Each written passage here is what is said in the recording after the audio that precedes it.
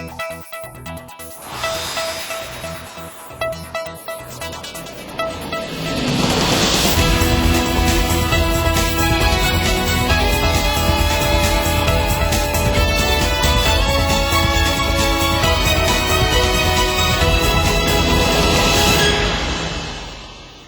afternoon and welcome to Capitol Hill. I'm Julie Doyle. Joining me for today's program we have Labor MP Kelvin Thomson in Melbourne and Liberal MP Steve Ciobo in Sydney. Good afternoon to you both. Good afternoon, Julie. Good afternoon, Steve. Now, with the federal budget less than a fortnight away, the pre-budget speculation is going in full swing. Today in Canberra, we had around a dozen groups from the community sector come to Parliament to raise concerns about possible budget cuts. Now, Kelvin Thomson, to you firstly, the government's already flagged this will be a tough budget with a big focus on getting people off welfare and into work. So do these community groups have justifiable concerns about this budget? Well, I think that the objective of getting people into work is a very worthwhile objective, Julie. We really do need to be lifting our participation rate. It's something that other countries have been able to do, and I think we should be able to do that as well. One of the things I believe has been holding us back in this area is that we've been running a very high skilled migration program. I think we should be trimming that back and enabling people who are presently outside the workforce, people on disability support benefits, older people, younger people, Indigenous Australians, opening up opportunities for them to enter the workforce. Well, the groups today were saying, groups such as ACOS, that they're worried there will be unintended consequences. I mean, could there be these kind of impacts that they're worried about? Well, the government's intention is to get more people into work, to lift our participation rate. I think that's a good consequence. That will be good for people and good for the nation. And Steve Ciobo, the opposition's also been talking tough when it comes to welfare. What do you make of these concerns that have been raised today? Well, Julie, I mean, we've got a strong track record in this area. The reality is that under the coalition we got unemployment down to a 30-year record low.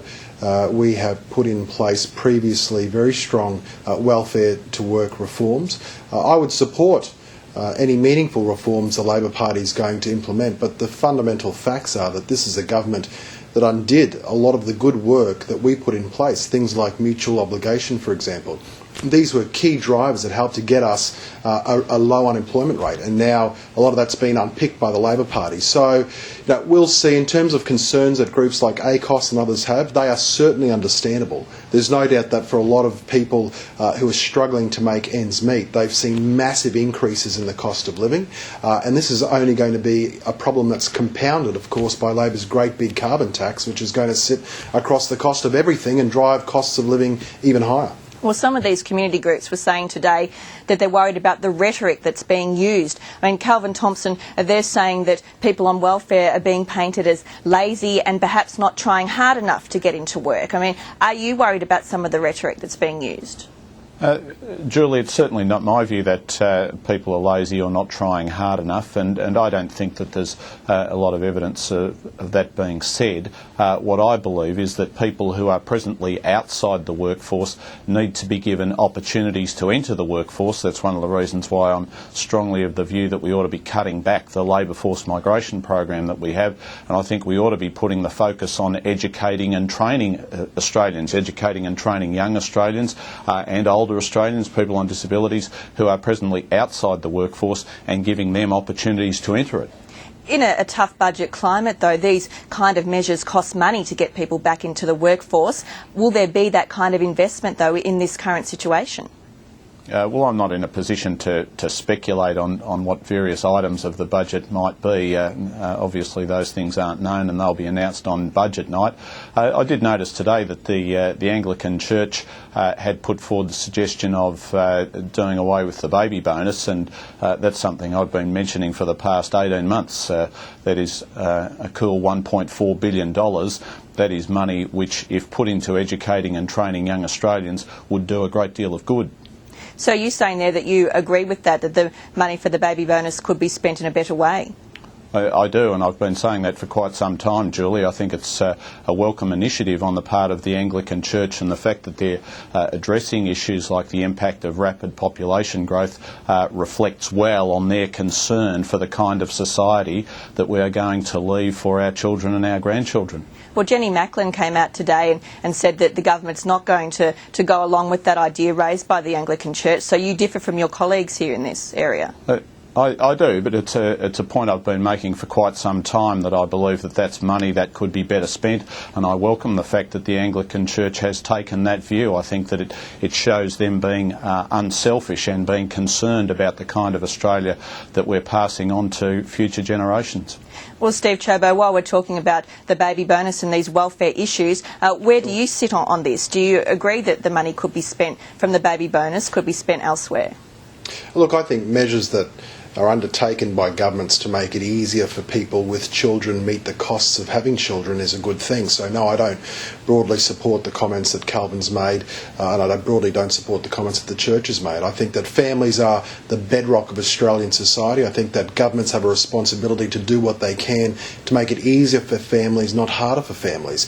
Part of, frankly, my concern, Julie, is when I hear Kelvin talk about how he thinks $1.4 billion could be better spent from the baby bonus on educating young people. I scratch my head a little bit, because I think to myself, this is from a Labor Party MP who has now presided through his government over billions and billions of dollars of completely wasted expenditure. They put billions of dollars to put pink bats in people's roofs, billions of dollars to pull them back out again. I would have thought that if there was an area to target for cost savings, to give more money to those that need it for employment and training, for example, that you'd start with those failed programs rather than with something like the baby bonus. Kelvin Thomson, what's your response to that? Well, what Steve says makes no sense in terms of trying to put a budget together. If you are going to have a budget which moves towards surplus, and you are going to find money for programs to educate and train young Australians, that money has to come from somewhere. And so I think that the suggestion in relation to the baby bonus makes good sense. It continues to be support for families, but it's support for families in a way which benefits young people and benefits the nation by providing education and training, which is the pathway towards meaningful employment. You can't just imagine this money from somewhere or pull it out of a hat. You have to make realistic and serious expenditure decisions. Kelvin, the problem with an answer like that is I don't think anyone in the country would disagree with what you just said. I certainly don't disagree with the general motherhood statements you've just made. The fundamental issue, though, is that your government has presided over obscene levels of waste. Your government has presided over seeing the rollout of billions of dollars on programs that have been comprehensive failures. We've seen failed Fuel Watch, failed Grocery Watch. We've seen the rorts and rip-offs in the building the education revolution. You've not said anything about those programs, and yet you cherry-pick a program like the baby bonus. I guess if you want to resort to general motherhood statements, I'd go back to saying anything governments can do to make it easier for the fundamental bedrock of our society, which is families, to have more children is a positive thing. Well, we'll see what will be revealed on budget night, so we'll move on to another issue today, and the government's pushing ahead with its planned changes when it comes to financial services, and it says it's all about restoring confidence in the financial planning industry. Now, Kelvin Thomson, the industry says these changes will make financial planning services more expensive. What do you make of that? I think it's very important, Julie, that the government acts to restore and build public confidence in financial advice and financial planning. Unfortunately, we've seen collapses like the companies Storm and Trio and the like, West Point. These are things which have damaged public confidence in the provision of financial advice. And what the government is about doing is restoring that public confidence through things like banning the trailing commissions and the upfront commissions and the volume-based rebates and the like. These sorts of things will give people confidence that the financial advice they are receiving is not based on a conflict of interest. And Steve Chobo, the opposition disagrees with that. You're concerned about more red tape this will lead to? Well, look, there's always a trade-off, Julie. I mean, the reality is that you can put in place a whole swag of regulations, of red tape, of compliance requirements and hurdles for people to jump over. The consequence of doing that is that it's going to cost more to deliver those services. Like any policy, this is about a trade-off. You have to try to meet the equilibrium point between having effective regulation on the one hand and not making it too cost prohibitive on the other hand. Our concern as a coalition with what the government has put forward is that for a normal size financial planning agency, you're talking about cost increases of $50,000 per annum. So that's $50,000 that's going to be passed on to those customers or potential customers of that financial planning agency. So, you know, you've got to wonder whether or not the people that are going to be the ones balking at paying more for financial planning advice are potentially those that need it the most. And that's the biggest concern that we've got, that some of the government's intentions, although I guess well-intentioned, some of its policy outcomes might in fact be misdirected. Now, just moving on to another issue, the Prime Minister's wrapped up her Asian tour and she's headed off to the UK now for the royal wedding. Kelvin Thomson, you must be pretty happy with the way she performed on that tour of Japan and Korea and China.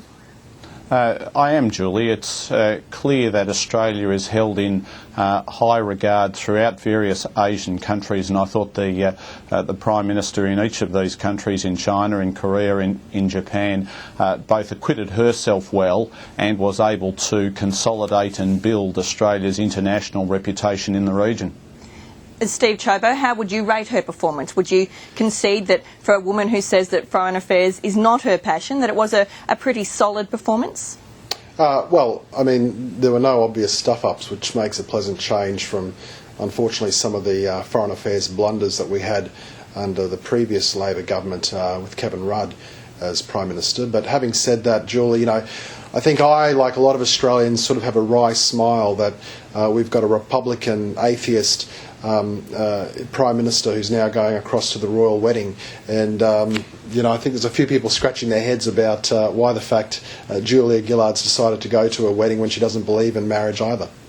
Well, putting that aside, though, do you think that she struck the right tone during those visits to those Asian nations, and that she built up some good relationships there? Well, look, I think it's a little premature off the back of just one fleeting visit like that to say it's all been a tremendous success and we can all pat ourselves on the back. I hope it has been. You know, I sincerely hope that Australia will be able to go from strength to strength now. We've got good, strong relations in a number of areas. We've got some damage that needs to be corrected, especially with, for example, Indonesia and East Timor, over some of the unfortunate and silly comments and promises that were made by the Labor Party during the campaign to say that we'd have an East Timor processing centre and those kinds of things. So we need to do a lot of work in our region. I hope that this tour will build on that and we'll be able to move forward in a positive framework with all of our neighbours. So just briefly, we mentioned the royal wedding there. Kelvin Thomson, will you be tuning in?